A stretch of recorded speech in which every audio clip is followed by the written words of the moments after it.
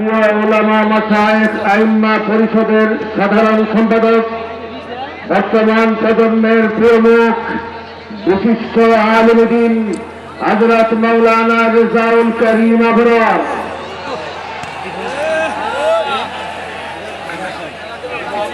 আসসালামু আলাইকুম ওয়া রাহমাতুল্লাহি ওয়া বারাকাতুহু। নাহমাদুহু ওয়া নুসাল্লি আলা রাসূলিহিল কারীম, আম্মা বা'দ। দেশের শীর্ষ উলামা ইকরামের সামনে আসলে কথা বলার কোনো যোগ্যতা আমার নাই। আমি খুব সংক্ষেপে তিনটা কথা বলবো। বর্তমানে আমাদের সাহাবপন্থী ভাইদের সাথে অনেকে বৈষম্যের কথা বলছেন।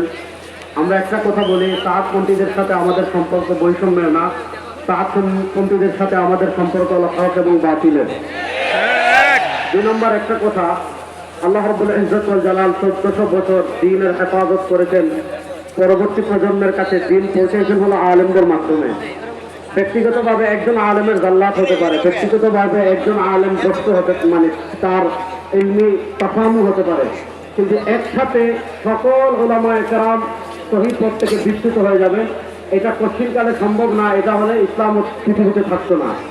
তো আমরা দেখি, বিশেষ করে আমার সাহাবপন্থী ভাই যারা আছেন তাদেরকে আমি অনুরোধ করব, বিনয়ের সাথে হৃদয় থেকে বলার চেষ্টা করব যে সারা দুনিয়ার, সারা পৃথিবীর, সারা দুনিয়ার, সারা জাহানের সব আলেমরা একদিকে, আর আপনারা যদি আরেক দিকে গিয়ে হেদায়েত তালাশ করেন, আপনারা হেদায়েত পাবেন না, জাহান্নামের পথ পাবেন।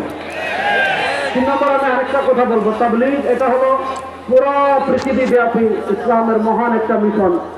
বাংলাদেশে আগে নানা কারণে, নানা সমস্যার কারণে এটার ইজতেমা কখন হবে, এটা কখন হবে, সরকারের সাথে একটা লিয়াজু করা লাগতো।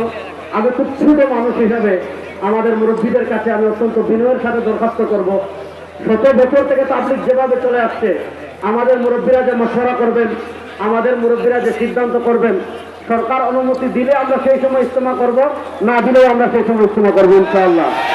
ইজতেমা কখন করব না, জোর কখন হব, কখন করব, কখন হবে না, এটা নিয়ে আমরা বিশেষ করে উলামায়ে কেরাম, বাংলাদেশের না সারা দুনিয়ার আপামর জনসাধারণ, সরকার বিশেষ করে হুকুমতে যারা যখন যেভাবে আসবেন তাদের আর আমরা কোনো হস্তক্ষেপ দেখতে চাই না, আমরা তাদের সহযোগিতা চাই। আসসালামু আলাইকুম ওয়া রাহমাতুল্লাহ।